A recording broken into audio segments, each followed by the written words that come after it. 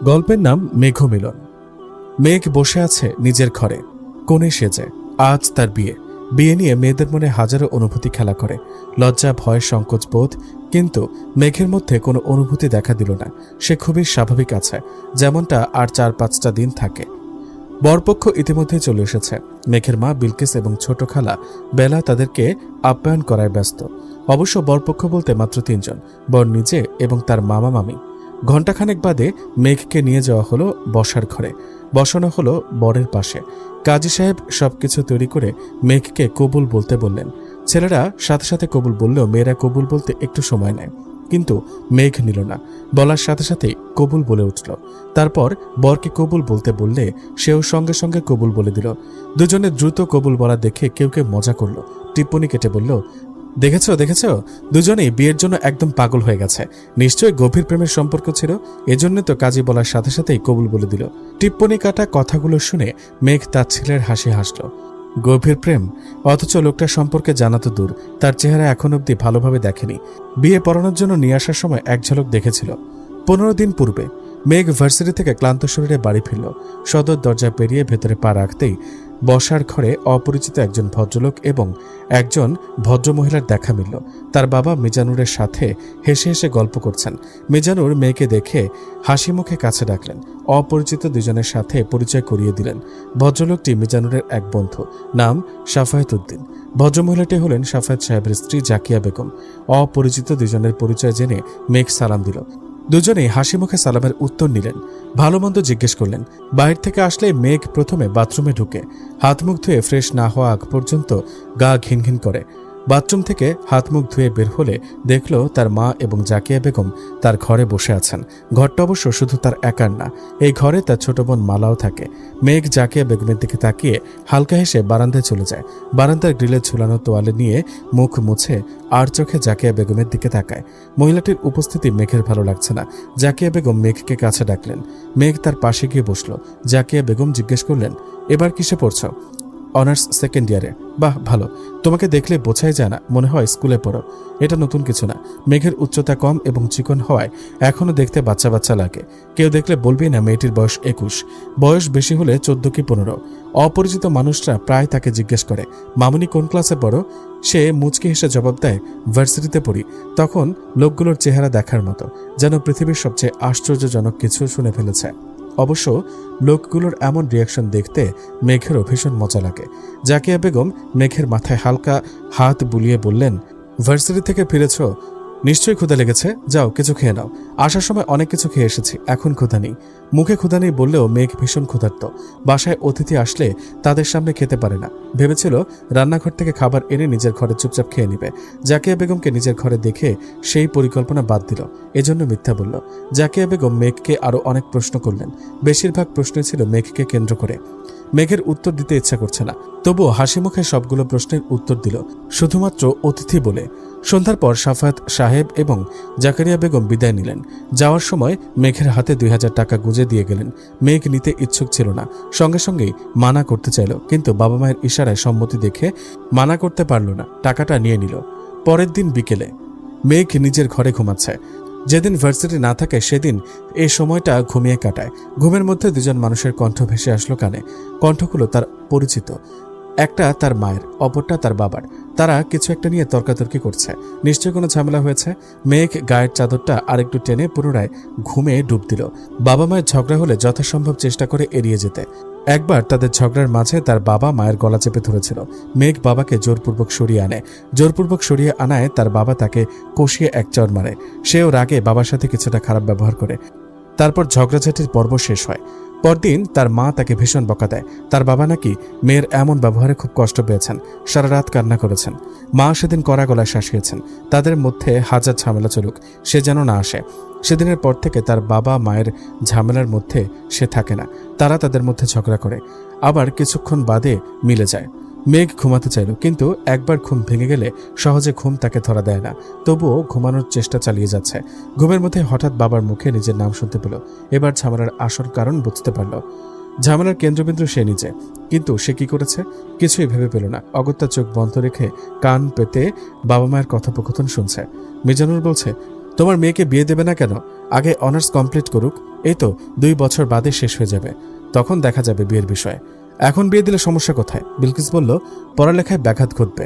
মিজানুর বলল, তোমার মেয়ের যে না পড়ালেখা, সেই তো কবেই লেখাপড়া ছেড়ে দিত, তুমি না জোর করে ভার্সিটিতে ভর্তি করাতে, ব্যঙ্গ করে বলল। বিলকিস বলল, তাতে কি, পড়ছে তো। মিজানুর বলল, দেখো, আমি খোঁজখবর নিয়ে দেখেছি ছেলের সম্পর্কে, ভালো চাকরি করে, দেখতেও মাশাল্লাহ, স্বভাব চরিত্র ভালো, এমন ছেলে হাতছাড়া করতে চায় না। ওর একটা ক্যারিয়ার আছে, হঠাৎ বিয়ের বন্ধনে আবদ্ধ করে সেটা নষ্ট করে দিতে পারি না। তোমার ওই অকর্মা মেয়ের আবার কিসের ক্যারিয়ার? তোমার কি মনে হয় অনার্স শেষ করে তোমাকে চাকরি করে খাওয়াবে? তোমার মেয়ের সে যোগ্যতা আছে, তার থেকে ভালো বিয়ে করে স্বামীর ঘর করুক।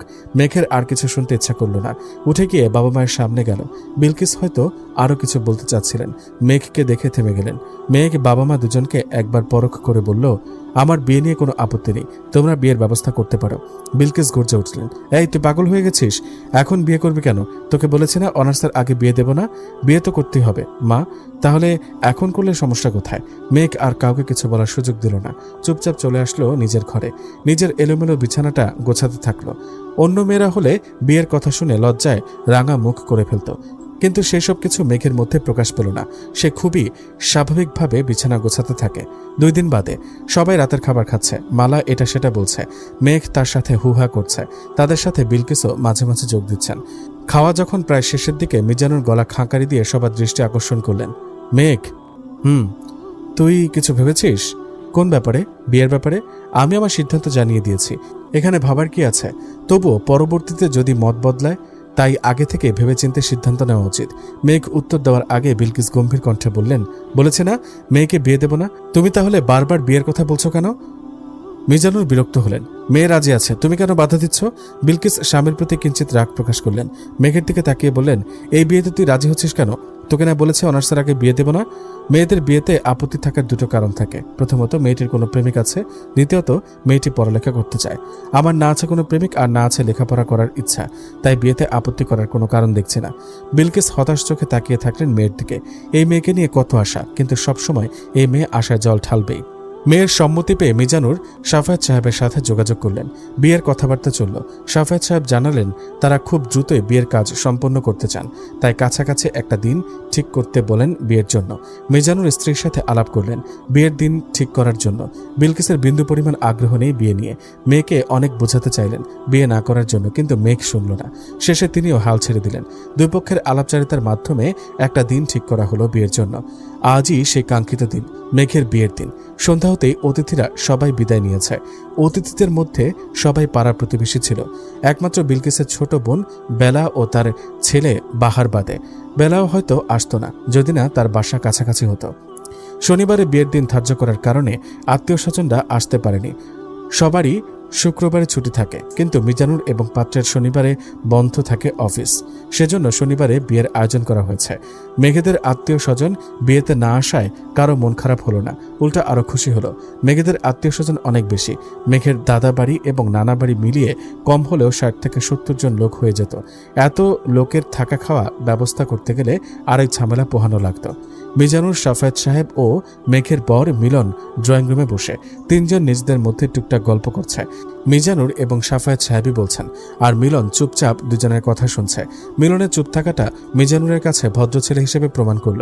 মিজানুর মনে মনে নিজেকে বাহবা দিলেন, এমন ভদ্র ছেলের সাথে মেয়ের বিয়ে দেওয়ায়। পুরুষ মানুষরা একসাথে হলে তারা 2টি বিষয় নিয়ে বেশি আলোচনা করে, 1 রাজনৈতিক বিষয়, 2 খেলাধুলার বিষয়। খেলাধুলা সম্পর্কে বর্তমানে বিশেষ কোনো সংবাদ নেই, সেজন্য রাজনৈতিক বিষয় আলাপচারিতার কেন্দ্রবিন্দু হয়ে দাঁড়ালো। মিজানুর এবং সাফায়েত সাহেব দুজনেই মোটামুটি রাজনৈতিক সব বিষয় নিয়ে কথাবার্তা বললেন। দেশের জন্য কোনটা ভালো, কোনটা অমঙ্গল, কোন মন্ত্রী দেশের উপকার করেছে, কোন মন্ত্রী অপকার করেছে, কে বেশি ঘুষ খেত, কে কম খেয়েছে ইত্যাদি। পুরুষদের মতো মহিলারাও একসাথে হলে 2টি বিষয় নিয়ে কথা বলে, নিজের সংসারের বিষয়, পরের সংসারের বিষয়। জাকিয়া বেগম, বিলকিস ও বেলা সাংসারিক জীবনের সকল কথাবার্তা বলছেন। কিভাবে বিয়ে হয়েছিল, বিয়ের পর কোথায় গিয়েছিল, নতুন জীবন কিভাবে শুরু করেছিল, সংসার শুরুর দিকে কেমন ছিল, বর্তমানে অবস্থা কেমন আছে ইত্যাদি। মেঘের তাদের কথায় কোনো মনোযোগ নেই, তার দৃষ্টি আটকে আছে বিয়ে করা নবস্বামীর দিকে। মেঘ বিছানার কিনারায় বসা, সেখান থেকে স্পষ্ট দেখা যাচ্ছে স্বামী নামক মিলন লোকটার দিকে। বিয়ে পড়ানোর পর আর চোখে স্বামীর দিকে তাকিয়েছিল মেয়েটাকে দেখার জন্য, তারপর থেকেই চোখ সরাতে পারছে না। কিভাবে সরাবে? এমন রাজপুত্র থেকে চোখ সরানো যায়? বিয়ের আগে সাফায়েত সাহেব, জাকিয়া বেগম ও মিলন এসেছিল তাদের বাসায় বিয়ের পাকাপাকি কথা বলতে। সেদিন মেঘ বাসায় ছিল না, ভার্সিটিতে ক্লাস থাকার কারণে। বাসায় আসার পর মালা বলেছিল, জানিস আপু, তোর যার সাথে বিয়ে হবে সে দেখতে ভীষণ সুন্দর, একদম রাজপুত্র। মালার কথা শুনে মেঘ সেদিন তার ছেলের হাসি দিয়েছিল। তার অভিশপ্ত জীবনে রাজপুত্র আসবে? হাস্যকর। মালার মাধ্যমে মিলনের ছবি এবং নাম্বার পাঠানো হয়েছিল মেঘের কাছে, কিন্তু তার এসব নিয়ে কোনো আগ্রহ জাগেনি। এমনকি পাত্রপক্ষের ব্যাপারে কাউকে কিছু জিজ্ঞাসা করেনি। তার মতে জীবনসঙ্গী সৃষ্টিকর্তা আগে থেকে নির্ধারণ করে রাখেন, তাকে দেখে বিয়ে করলেও যেমন হবে, না দেখে বিয়ে করলেও তেমনই হবে। তাই ঘটা করে দেখা বা জানার কিছুই নেই। মিলনকে বিয়ের আগে না দেখলেও তার সম্পর্কে কিছু ইনফরমেশন জানত, যেগুলো বিলকিস এবং মালার থেকে জানতে পেরেছে। অবশ্য সেগুলো জানা হতো না যদি না তারা নিজ থেকে বলতো। মিলনের সম্পর্কিত তথ্য: নাম মিলন, আগে পরে কিছু আছে কিনা জানা নেই। বয়স 30, বাবা মায়ের একমাত্র সন্তান। পেশায় একজন চাকরিজীবী, একটি স্বনামধন্য কোম্পানিতে চাকরি করে। কোথায় কোন পদে আছে তা জানা নেই। স্কুলে পড়াকালীন একটা অ্যাক্সিডেন্টে বাবা মাকে হারিয়েছে। পরবর্তীতে মামা মামির কাছে বড় হয়েছে। বর্তমানে পরিবার বলতে মামা সাফায়েত সাহেব এবং মামি জাকিয়া বেগম আছেন। সাফায়েত সাহেব এবং জাকিয়া বেগম 8টার দিকে চলে গেলেন। মেঘ ও মিলনের সাথে যাওয়ার কথা ছিল, কিন্তু বিলকিস আটকে দিলেন। আজ রাত মেঘকে নিজের কাছে রাখার অনুরোধ করলেন। মায়ের আবদার কেউ ফেলতে পারলেন না। মেঘকে সাথে করে নিয়ে আগামীকাল মিলনকে ফিরতে বলে সাফায়েত সাহেব এবং জাকিয়া বেগম বিদায় নিলেন। সবাই আজ ভীষণ ক্লান্ত, বিছানায় গা এলিয়ে দিলে ঘুম চলে আসবে।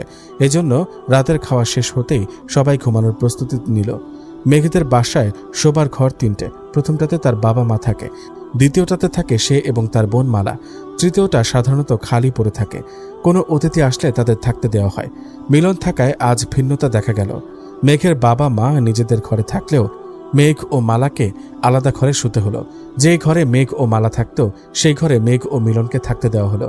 খালি পড়ে থাকা ঘরটায় মেঘের ছোট খালা বেলা, তার ছেলে বাহার এবং মালাকে থাকতে বলা হলো। মেঘ ইতস্তত বোধ করে নিজের ঘরে ঢুকলো।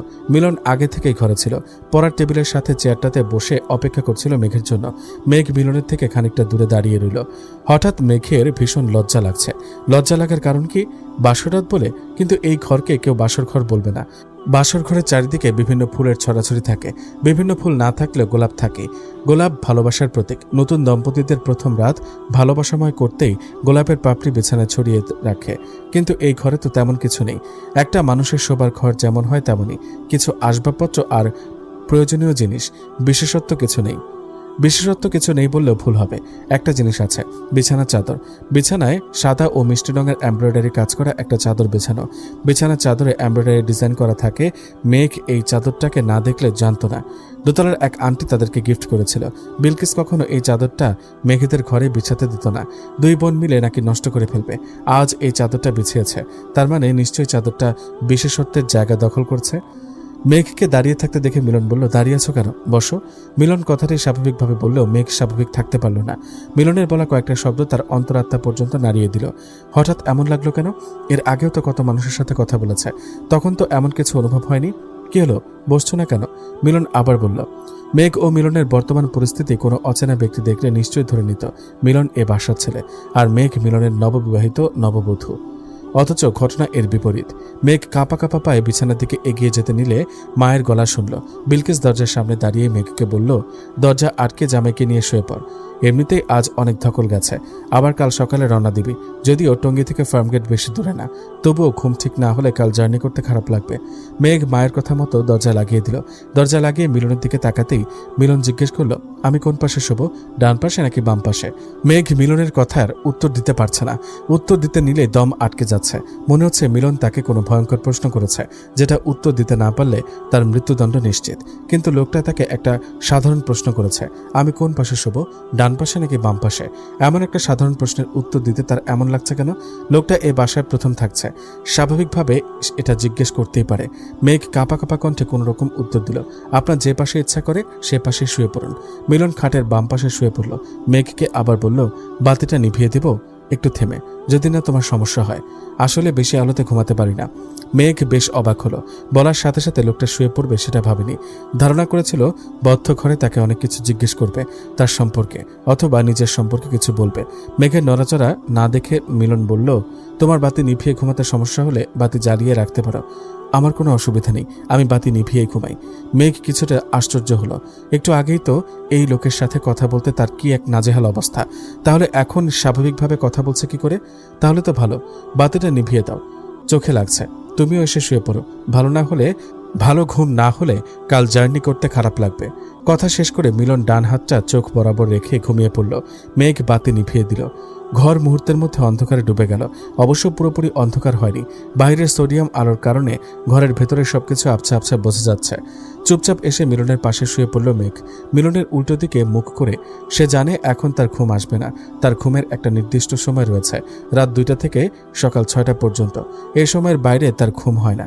একদম কাটায় কাটায় 2টা বাজলে ঘুম ধরে, আবার কাটায় কাটায় সকাল 6টায় ঘুম ভাঙে। তবুও চোখ বন্ধ করলো ঘুমানোর জন্য। মেঘ এপাশ ওপাশ করছে, ঘুম আসছে না। বিরক্ত হয়ে শোয়া থেকে উঠে বসলো। এখন কয়টা বাজে? নিশ্চয়ই 2টা বাজেনি। বাজলে অবশ্যই ঘুম চলে আসতো। সময় বোঝার জন্য দেওয়াল ঘড়ির দিকে তাকালো। বাইরের হালকা আলোতে ঘড়ির কাঁটা বোঝা গেল না। বাধ্য হয়ে বালিশের নিচ থেকে মোবাইল ফোন বের করে আনলো। মোবাইল অন করে স্ক্রিনে তাকাতেই হতবাক। এখন 3টা 40 বাজে। 2টা কখন বেজে গেছে? তাহলে তার ঘুম আসছে না কেন? মেঘ উঠে গিয়ে পড়ার টেবিলের সাথে চেয়ারটিতে বসলো। অন্য রাতে ঘুম না আসলে মোবাইল দেখে সময় পার করে দিত, কিন্তু আজ তা করতে ইচ্ছা করল না। যদি ফোনের শব্দে পাশে ঘুমিয়ে থাকা লোকটার অসুবিধা হয়। পড়ার টেবিলের পাশে জানালা খোলা, জানলা দিয়ে হুড়মুড়িয়ে বাতাস ঢুকছে। মেঘের কাঁধ সমান চুলগুলো একটু পরপর দোল খাচ্ছে। জানলার গ্রিলে মাথা ঠেকে দৃষ্টি রাখল মিলনের দিকে। মিলন ডান দিকে মুখ করে শুয়ে ঘুমাচ্ছে, গভীর ঘুমে আচ্ছন্ন।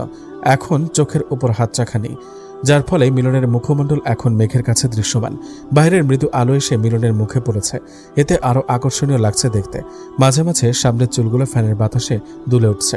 মেঘের ইচ্ছা করছে মিলনের চুলগুলোতে হাত বুলিয়ে দিতে, কিন্তু সবার সব ইচ্ছা তো পূরণ হয় না, বিশেষ করে তার মতো নর্দমার কীটদের।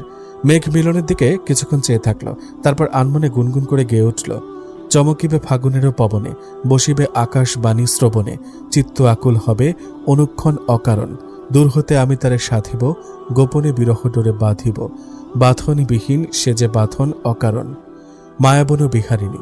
ঘড়িতে 6টা বাজতে চলল। বাহির থেকে টুংটাং আওয়াজ পাওয়া যাচ্ছে। নিশ্চয়ই মা উঠেছে। মেঘ হাত মুখ ধুয়ে বাহিরে গেল। এখনো সবাই ঘুমাচ্ছে, শুধু তার মা উঠেছেন, রান্নাঘরে রুটি বানাচ্ছেন। মেঘ হাসি মুখে মায়ের পাশে দাঁড়িয়ে বলল, রুটি বানাচ্ছ? জামাই উঠেছে? না। তাহলে তুই উঠতে গেলি কেন? আরেকটু ঘুমিয়ে নিতি। ঘুম ভেঙে গেছে তাই উঠে পড়েছে। মেঘ মিথ্যা বলল। গতরাতে একবারের জন্য চোখের পাতা এক করতে পারেনি। সারা রাত অপলক দৃষ্টিতে মিলনের দিকে তাকিয়েছিল। তার ঘুমের পরিধি অন্য মানুষের তুলনায় কম, তবে কিছু বিশেষ দিনে একেবারে কমে যায়। সেদিন আর ঘুম আসে না, সারা রাত চোখ মেলে তাকিয়ে থাকতে হয়। কাল ঘুম আসলো না কেন? বিশেষ দিন ছিল বলে? হ্যাঁ, বিশেষ দিনই তো। কাল ছিল তার বাসরাত। বাসরাতে বেশিরভাগ মানুষ জেগেই থাকে, সেও ছিল। তবে অন্যদের সাথে তার বাসরাতের কিছুটা পার্থক্য ছিল। অন্যদের বাসরাতে বর বউ দুজনেই জেগে থাকে, বিভিন্ন গল্প করে, কিন্তু তার ক্ষেত্রে এমনটা হয়নি। তার বর গভীর ঘুমে আচ্ছন্ন ছিল, আর সে একা জেগেছিল। একা একাই গল্প করেছে নিজের সাথে। বিলকিস রুটি বানাতে বানাতে বললেন, ঘুম ভেঙে গেলে গেছে, আরও কিছুক্ষণ শুয়ে থাকতি। মেঘ ম্লান হেসে বলল, অযথা শুয়ে থেকে কি হবে? আর বাবাও তো বেশি দেরি করে শুয়ে থাকা পছন্দ করে না। মনে নেই একবার 7টা পর্যন্ত ঘুমিয়েছিলাম বলে বাবা ধাক্কা দিয়ে বিছানা থেকে ফেলে দিয়েছিল? বিলকিসের রুটি বানানো থেমে যায়। মেয়ের দিকে তাকায়, বোঝার চেষ্টা করে মেয়ে কি কষ্ট থেকে এই কথা বলেছে, কিন্তু বুঝতে পারলেন না। মেঘ মুখ স্বাভাবিক করে রেখেছে। সেই কথা এখনো ধরে বসে আছিস? তখন তোর বাবা তোর ওপর রেগেছিল, তুই ভুল করেছিলি। তখন ওনার রাগ করা যৌক্তিক ছিল। হ্যাঁ, একটা ভুল করেছিল। সেই একটা ভুলই তোর পুরো জীবনকে এলোমেলো করে দিয়েছে। শুধু এলোমেলো করেনি, তার অস্তিত্বটাকে বিলীন করে দিয়েছে, বিশেষ করে তার বাবার কাছে। বিলকিস মেঘের থুতনিতে হাত রেখে আদুরি কণ্ঠে বললেন, সেগুলো এখন অতীত। অতীত নিয়ে পড়ে থাকলে হয়? ওসব ভুলে যা। নতুন জীবনে পা দিয়েছিস, নতুন জীবন নিয়ে ভাব, দেখবি অনেক সুখী হবি। মেঘ কোনো উত্তর দিল না, কিন্তু মনে মনে তাচ্ছিল্যের হাসি দিল ঠিকই। সুখ? সুখ কি আদৌ তার জীবনে আছে? তার জীবন তো অনেক আগে অন্ধকারে ডুবে গেছে। যেখানে সুখের কোনো চিহ্ন নেই, সেখানে সুখ আসবে কি করে? বিলকিস বেগম রুটি বানাতে মনোযোগ দিলেন। মেঘ চুলা জ্বালিয়ে একটা তাওয়া বসালো রুটি ভাজতে। অপেক্ষা করতে থাকলো তাওয়াটি গরম হওয়ার জন্য। এই তাওয়া বসালি কেন? বিলকিস বেগম জিজ্ঞেস করলেন। রুটি ভাজবো না? আমি তোকে রুটি ভাজতে বলেছি? ওমা, বলবে কেন? রোজ তো আমিই ভাজি। রোজ আর আজ এক হলো? তুই জামাইয়ের কাছে যা, দেখ গিয়ে উঠেছে কিনা। মেঘ একটু অবাক হলো। সকালে রুটি ভাজা তার দৈনন্দিন রুটিন। একদিন রুটি ভাজতে না চাওয়ায় কত কিছু শুনিয়েছিল তার মা। নবাবজাদি, অকর্মার ঢেকি, 2টা রুটি ভাজা খেতে পারিস না? কি করবি জীবনে? আমার ঘরে এমন অকর্মা কেমনে জন্মাইলো? সেদিনের পর থেকে কখনো রুটি ভাজা মিস দেয়নি, হাজার কষ্ট হলেও না। মেঘের খুব জিজ্ঞেস করতে ইচ্ছে করলো, সেদিন এত কথা শোনালে তাহলে আজ কেন বাধা দিচ্ছ ওই লোকটার জন্য? মেঘ কিছু বলল না, বেরিয়ে গেল রান্নাঘর থেকে। সে আর কয়েক ঘন্টার অতিথি এ বাসার, কি দরকার শেষ সময় অশান্তি করার? মেঘ নিজের ঘরে ফিরে আসলো। ভেতরে ঢুকতেই মিলন বাথরুম থেকে বেরিয়ে আসে। মিলনের হাত মুখে বিন্দু বিন্দু জলকণার দেখা মিলছে। হাত মুখ ধুয়ে বেরিয়েছে হয়তো। মিলন বলল, একটা কিছু দেবে মুখ মোছার জন্য? মেঘ বারান্দা থেকে তোয়ালে এনে মিলনের হাতে দিল। তোয়ালের মাধ্যমে হাত মুখ থেকে শুষে নিল জলকণা। মেঘ কিছুক্ষণ অপলক দৃষ্টিতে তাকিয়ে জিজ্ঞেস করল, ঘুম থেকে কখন উঠলেন? এই তো কিছুক্ষণ আগে। ওহ, বের হবে কখন? সকালে নাস্তা করে বের হই, না হলে মা কষ্ট পাবে। ঠিক আছে। দুজনে নবদম্পতি, একদিন হলো বিয়ে হয়েছে, অথচ দুজনে কথা বলছে স্বাভাবিক ভঙ্গিতে। কারো মধ্যে কোনো লজ্জা নেই, জড়তা নেই, নেই কোনো সংকোচ বোধ। যেন একে অপরের সাথে এভাবে প্রতিদিন কথা বলে অভ্যস্ত।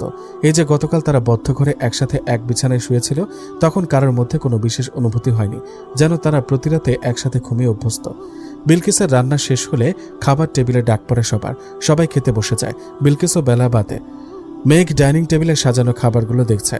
অন্যান্য দিন সকালে আটা রুটির সাথে যে কোনো একটা ভাজি করা হয়, কিন্তু আজ ভিন্নতা দেখা গেল।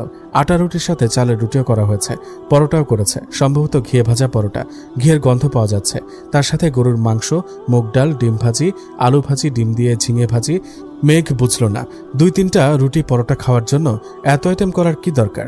মেঘ একটা পরোটা নিল নিজের প্লেটে, সাথে কিছুটা আলু ভাজি। পরোটা ছিঁড়ে মুখে দিতে নিলে মিলনের দিকে চোখ গেল। মিলন কিছুই নিচ্ছে না, এক দৃষ্টিতে খাবারগুলোর দিকে তাকিয়ে আছে। লোকটা কি সংকোচ বোধ করছে নাকি বুঝতে পারছে না কোনটা দিয়ে শুরু করবে। সে কি কিছু একটা প্লেটে তুলে দিবে? মিলনকে দেওয়ার জন্য মেঘ একটা পরোটা তুলে নিল।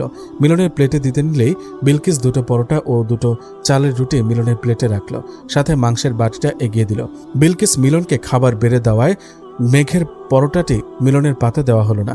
পরোটাটি রেখে দিলে বিষয়টা খারাপ দেখায়, এই জন্য নিজের প্লেটে রাখলো। একটার বেশি পরোটা খেতে পারে না, তবুও দ্বিতীয় পরোটাটা খাওয়া শুরু করলো। না হলে এখন এই পরোটার জন্য হাজার কথা শুনতে হবে। আজ কথা শুনতে ইচ্ছা করছে না, তাই চুপচাপ গিলতে থাকলো।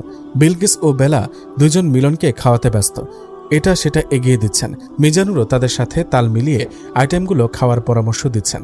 মিলনের সকালে ভারী খাওয়ার অভ্যাস নেই, কিন্তু তাদের জোরাজুরিতে খেতে হচ্ছে। কেন জানে মানা করতে পারছে না। মিলনকে যত্ন সহকারে খাওয়ানোর দৃশ্যটুকু মেঘ খুব মনোযোগ দিয়ে দেখল। 2 দিনের পরিচিত একটা ছেলেকে কি যত্ন করে তারা খাওয়াচ্ছে, কিন্তু তাদের মেয়ে ঠিকমতো খেতে পারে না, সেটা তারা কখনো খেয়াল করেছে? খাওয়া শেষ হতেই মেঘের লাগেজ গুছানো শুরু হয়। বাসার বড় লাগেজটা নামানো হয়েছে। মেঘের জিনিসপত্র মিলনের বাসায় নিয়ে যাওয়া হয়। মেঘ ড্রয়ার থেকে সব জামাকাপড় বের করলো, তারপর জামাগুলো একে একে লাগেজে ঢুকাতে শুরু করে। বেলা ও মালা সাহায্য করছে লাগেজ গুছাতে। মাঝে মাঝে বিলকিস এসে তদারকি করে যাচ্ছেন। এই জামাটা কলেজে থাকতে বানিয়েছিলি না? একটা জামা দেখিয়ে দিয়ে বেলা জিজ্ঞেস করলেন। মেঘ উত্তর দিল, হ্যাঁ। কতদিন হয়ে গেল, তবুও জামাটা দেখতে এখনো নতুন লাগে। পাশ থেকে মালা বলল, শুধু কলেজের জামা, ক্লাস 8-9-এর জামাগুলো দেখো, এখনো একদম নতুন, দেখলে মনে হবে একটু আগে কিনে এনেছে। মেঘ একটু হাসলো। আসলে তার জামাকাপড় সহজে নষ্ট হয় না। ক্লাস 8-9-এ বানানো জামাগুলো এখনও দেখতে নতুনের মতো। শরীরের গঠনের বেশি পরিবর্তন না হওয়ায় এখনও পরতে পারছে। এমন না যে জামাকাপড়ের প্রতি সে অনেক যত্নশীল। কিভাবে যেন তার জামাগুলো সুন্দর থাকে সে নিজেও জানে না। অন্যদিকে ছোট বোন মালার জামা অল্পতে নষ্ট হয়ে যায়। এই তো সেদিন একটা নতুন জামা কিনে এনেছে। ওই জামাটা এখন কেউ দেখলে বলবে এটা নিশ্চয়ই কয়েক বছর পুরনো জামা। বড় লাগেজের সাথে মাঝারি সাইজের আরও একটি ব্যাগ যুক্ত হয়েছে। মেঘের সমস্ত জামাকাপড় এবং দরকারি জিনিসপত্র দিয়ে লাগেজ ভরে গেছে। বই খাতাগুলো মাঝারি সাইজের ব্যাগটা ঢুকিয়েছে। একাডেমিক বইয়ের থেকে গল্পের বই বেশি। গল্পের বইগুলো না নিলেও চলতো, কিন্তু বইগুলো ফেলে যেতে ইচ্ছা করছে না। একাকিত্ব জীবনে এই বইগুলোই একমাত্র সঙ্গী ছিল তার, তাই সেগুলো ফেলে যেতে পারল না। মিলন আগেই ঠিক করে রেখেছিল গাড়ি চলে এসেছে। মিজানুরও মিলন মিলে গাড়িতে ব্যাগগুলো রাখছে। মেঘের এখন বিদায়ের পালা। মেঘকে জড়িয়ে ধরে বিলকিস ও বেলা চোখের পানি ফেলছেন। মিজানুর কাঁদলেন না, মেঘের মাথায় হাত রেখে গভীর কণ্ঠে বললেন, নতুন জীবনে পা রাখছিস, বুঝে শুনে কাজকর্ম করবি, কোনো উল্টাপাল্টা কিছু যেন না শুনি, আর কোনো সমস্যা হলে আমাদেরকে জানাবি। মেঘ বাবার কথা চুপচাপ শুনল, ভাবল এটা কোনো বিদায়ের সান্ত্বনা ছিল নাকি আদেশ। তোর সোনার কানের দুলগুলো কই? মেঘের কানের দিকে তাকিয়ে বিলকিস জিজ্ঞেস করলেন। ব্যাগে রেখে দিয়েছি। কেন? রাস্তাঘাটে যদি হারিয়ে যায়? ও, বাসায় গিয়ে মনে করে পড়িনিস। আচ্ছা। মেঘ পরপর আজ 2 বার মিথ্যা বলেছে মাকে। স্বর্ণের কানের দুলগুলো ব্যাগে রাখেনি, বরং আলমারির ড্রয়ারে রেখে এসেছে। দুলগুলো নিয়ে যেতে ইচ্ছা করছে না, যদিও সেগুলো তার জন্য বানানো হয়েছিল। শুধু দুল নয়, এই বাড়ি থেকে কোনো কিছু নিতে ইচ্ছা করছে না। এই যে ব্যাগ ভরে জামা কাপড় নিয়ে যাচ্ছে, সেগুলো রেখে যেতে ইচ্ছা করছে। মিলনকে বলতে ইচ্ছা করছে, আমি এই বাড়ি থেকে কিছু নেব না, আপনি আপনার বাসায় গিয়ে নতুন করে সবকিছু কিনে দেবেন। কিন্তু কথাগুলো বলে উঠতে পারেনি। কোনো স্বামী নিশ্চয়ই একদম খালি হাতে বউকে নিয়ে যেতে চাইবে না।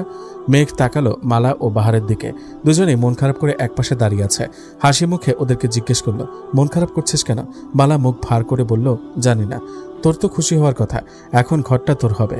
সবসময় ঘরটায় একা থাকতে চাইতি, এখন আমি চলে গেলে একেবারে তোর হয়ে যাবে। মালা কোনো উত্তর দিল না। বাহার মেয়েদের মতো নাক টেনে টেনে বলল, মেঘ আপু, আমার খুব খারাপ লাগছে তোমার জন্য। মেঘ হাসল। বাহার ছেলে হলেও মেয়েদের মতো ছিটকাদুনে হয়েছে। বাহারকে কাছে টেনে বলল, কাঁদছিস কেন বোকা ছেলে? আমি কি একেবারে চলে যাচ্ছি? আবার আসবো তো। সবার থেকে বিদায় নিল মেঘ। বিদায়ের সময় নাকি মেয়েদের অনেক খারাপ লাগে, চিরচেনা মানুষগুলোকে ছেড়ে যেতে কষ্ট হয়। কিন্তু মেঘের কোনো খারাপ লাগছে না, বরং কিছুটা ভালো লাগছে। এখান থেকে চলে যেতে হবে ভেবে। সবার থেকে বিদায় নিয়ে মেঘ ও মিলন গাড়িতে উঠে বসলো। দুজনে উঠে বসতেই ড্রাইভার গাড়ি টান দিল। গাড়ি চলল নিজ গন্তব্যে, আর মেঘ মিলন এগিয়ে যাচ্ছে নতুন জীবনে। মেঘ, শুনতে পাচ্ছ? ওঠো, চলে এসেছে। মেঘ পিটপিট করে তাকালো, চারপাশ দেখে নিজের অবস্থান বোঝার চেষ্টা করলো।